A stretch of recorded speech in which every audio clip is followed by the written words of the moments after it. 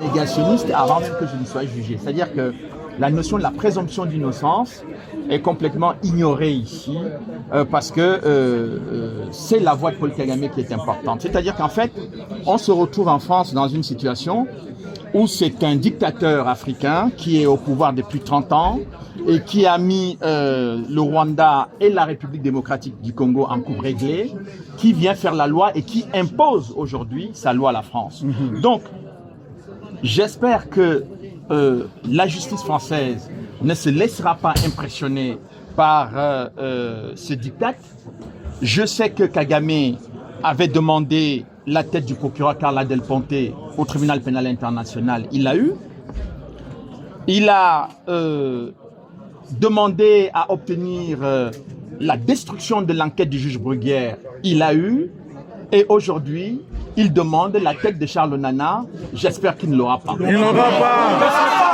S'il vous plaît, concernant votre sécurité, vous subissez des menaces de mort. Qui est d'une génération de rupture, parce que c'est les bon. Camerounais, les Congolais Ça va s'arrêter. et les Français, tous ceux qui vous soutiennent sont inquiets sur votre sécurité. Qu'est-ce que vous en dites? Bon, je leur dirais de ne pas être inquiets parce que, évidemment, mon avocat a déposé plainte pour menace de mort parce que le 13 juillet dernier, M. Paul Kagame a dit que des gens comme moi doivent mourir. Nous prenons ces menaces au sérieux, mais vous n'avez pas à vous inquiéter pour moi parce que, en fait, M. Kagame a des millions de morts sur les bras. Il s'en moque éperdument. La seule chose que je veux dire au peuple congolais aujourd'hui, ne vous laissez pas impressionner par la communauté internationale. Amen. Ne vous laissez pas intimider par l'attitude et des médias qui soutiennent Paul Kagame et de l'attitude de Paul Kagame lui-même. On va les affronter. Il va falloir aujourd'hui que les Congolais comprennent que si ils laissent Paul Kagame faire, ce pays disparaîtra. Et c'est son objectif depuis 30 ans. Et donc, l'objectif aujourd'hui, c'est au-delà de ma petite personne. J'ai entendu ici au tribunal que mon procès, le résultat de mon procès aura des conséquences Politique. judiciaires et politiques. Ça signifie donc que le procès qui est intenté contre moi est un procès politique. Donc, il est important que les Congolais reçoivent ce message que je vous donne aujourd'hui.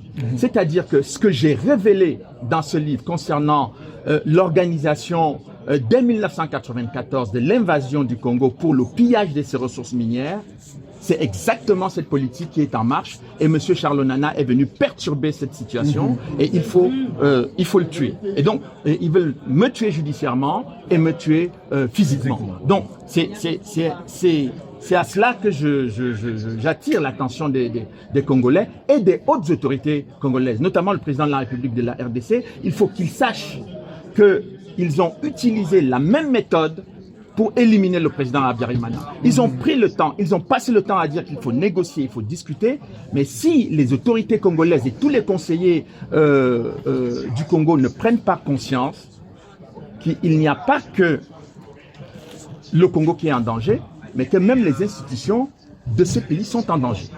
Donc, je tenais à faire passer ce message-là, parce que quand on dit que le résultat de mon procès aura des conséquences politiques, il faut qu'on comprenne de quoi il s'agit. Monsieur Charles, Non à l'Holocauste du Congo! Non à l'Holocauste du Congo! Non à l'Holocauste du Congo! Tout! Non à Décalez-vous, s'il vous plaît. Arrêtez un peu de bruit. Écoutez, Pardon. L'Holocauste, c'est Bantou! Il est fatigué. Un écho.